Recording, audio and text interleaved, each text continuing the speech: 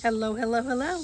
August 26th, 2021. It's a gorgeous Friday here in North Carolina area. I'm out here in this amazing backyard where there's just insect music. It lulls me. It just puts me right here, gets me out of this gerbil wheel of thoughts because as we know, time is sped up, the timelines are a little diff, and we're coming to two trains, both full speed, about to collide, and people are fighting in survival mode because a lot of tests are coming up, not allowing anyone to rest. So I've said for quite some time now that's real critical that people do their research and be prepared. Also, stay in your lane, broaden your lens, stay out of everybody else's lane, everybody else's business, everyone else's news reports, everyone else's perception, everybody else's views, everybody else's opinions, everybody else's preview of what they think is going to happen. Okay, and to reach deep inside yourself and get your shadow work done. And a lot of people don't want to do that because they don't really know what the heck they're doing. They think, oh, if I say something, that's the way it is. But you're disconnected right here. This is saying one thing, your body's saying another thing. Okay, which means your energy is not in tune. It's not aligned. It's not in assimilation to where your heart and your embodiment of your soul really wants to see the path be a little different. So a great way that I can describe shadow work, it's sort of like going into an old house that no one's been inside or lived in for quite some time. And what's the first things that you do? You open the windows, open the curtains, open the blinds. Everything gets opened so that air goes through the house and light, brightness goes through the house. I was just looking because a salamander Greco is just climbing on the wall over here. And the last time I was here is really the first time I've ever seen them in this area. I used to see them in Florida. I keep getting a hummingbird that just wants to come and let me know that it's listening. For example, I was inside the house and the front doors, the glass around them were beveled, so you can see but you can't see. And I was seeing something flittering, and at first I thought it was a butterfly, but when I looked, it was a hummingbird. It was outside the front door, flitting and flitting and flitting until it knew that I saw it, and then it left. So I've got these two little visitors who are just saying to me, hey, Sandy, hey, we're all here. All the magic is here. All right, so let's go back to the shadow work. So you go into a house that has not been lived in for a while. You open up all the blinds, you let the light shine in all the corners, you begin to clean up the dust, the dirt, the debris. You start to look through what is there, all the little scary stuff, air out the stale smell. And in there you may find some amazing jewels, treasures that you forgot were even in there. And you may find some things that you're like, what the heck is this doing here? Or I don't need this anymore.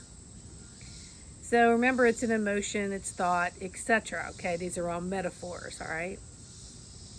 So what do you do with the stuff that you don't want? You're not tossing it out for a yard sale, are you? I mean, come on. But remember, everything you toss out can easily be picked up by somebody else. So you want to transmute that. You want to dissolve it and send it back to the light. And Saint Germain and the violet flame and Quin Yin and the lavender flame are great ways to hand it over for that ultraviolet cleansing.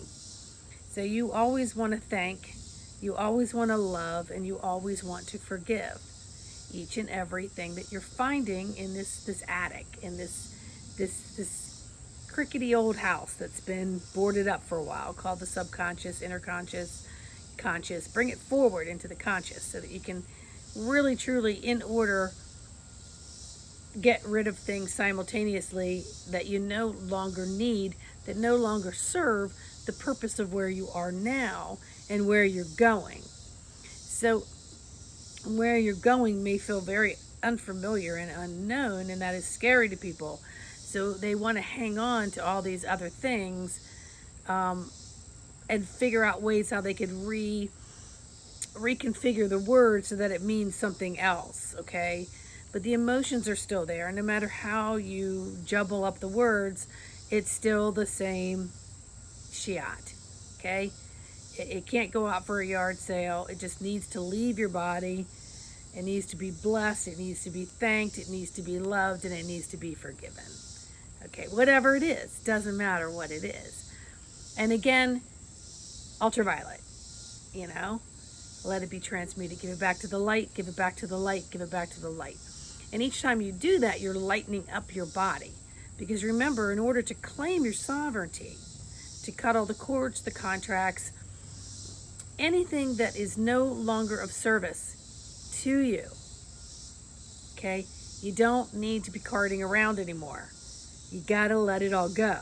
You got to empty this vessel, empty this emotional body. All right, the emotional body makes up for 80% of the ping pong of crappy doodle that you play with yourself. You want to say, oh, this happened to me and that happened to me, and I still have all these memories of it.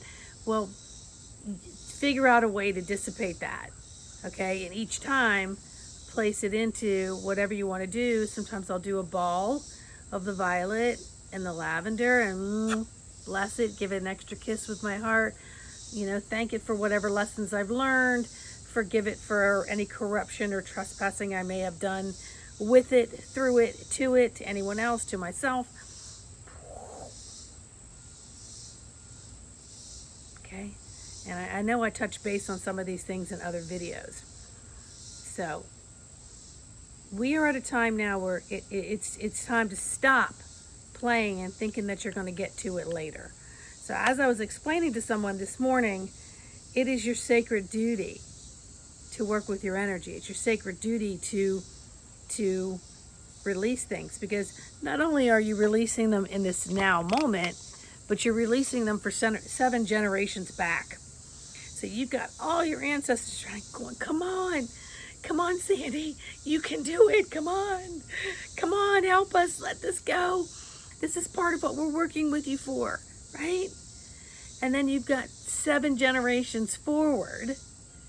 You may have a soul that's 20, 30 years out coming back going, come on, Sandy, come on, clear the path for me, come on, Sandy, do it.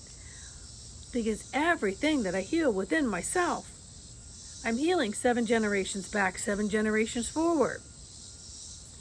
And it doesn't even matter if you even understand part of that. Tap into the feeling of how amazing that might be. Because I know, like, as a parent and now a grandparent, we come into this world wanting to make the net better for the next generation, right? We got to go back a little bit, bring it forward, bless it, let it go for all of them. And it doesn't exist for all that are coming. What's going to exist is going to be new ways to love, new ways to communicate that are A-okay, minus the labels and the conditioning and the programming. Okay. So I know whatever it is that I heal within myself, I heal within others. So if there are days when stuff is coming up and I'm busy, I don't say, oh my God, I'm so busy. This is all about me. I really don't have time. I don't want to. This feels like it could be painful. Oops, I'm going to get a tear. I'm not in a place where I could tear. I don't want to get mad. This is uncomfortable. I'll get to it later. So, with that being said, that means anyone around me who has any part of that frequency who's going through the same thing is still going through the same thing. But if I can make the time stop, drop, sit, stop, drop, sit, stop, drop, sit, stop, drop, sit, connect with this holy breath. Let what needs to come up, come up. Ask, does this need to be examined more? Or are we okay with letting it go? And then do your thank you so much. I love you. I love you. I love you. I love you. I forgive you. I forgive you. I forgive you. And I release and I let you go. I don't need to dwell on it any longer to create more karma. I don't need any trauma coming up that creates a brand new trauma wheel, a brand new karma wheel, because your brain is not wired to know the difference of what happened yesterday, last week, 20 years ago, or 20 lifetimes ago. When it comes up, all it knows is it's acute and on fire at that moment. So when those things come up, stop, drop, sit, connect with your breath, ask, where is this in my body?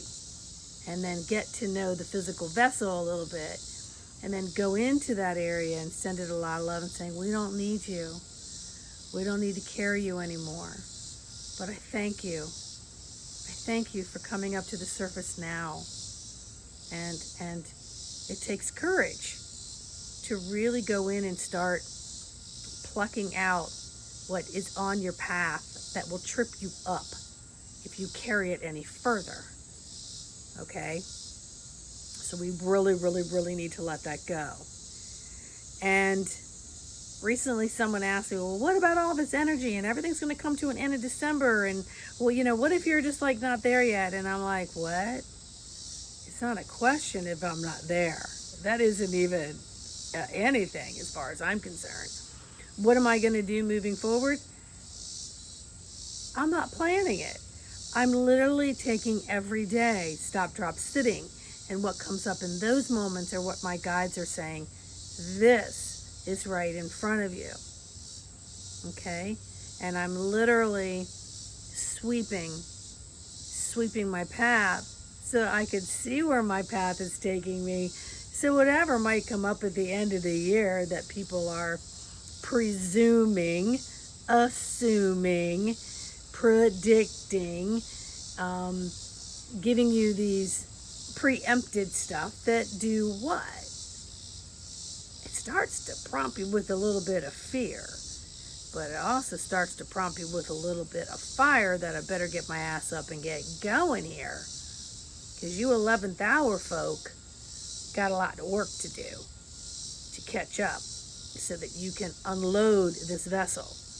Now that includes me too sometimes. Okay, because I have my devotional invocationals that I use every single day, several times a day, and it's priority for me. So even though I've come to this mountainous, beautiful area, I still have to help other people out. I still have to go off the grid and be fully present for all of them, and yet still be fully present for myself before I go back to DC, where the energy around that surrounds that area has a lot more hypersensitive, static, everything,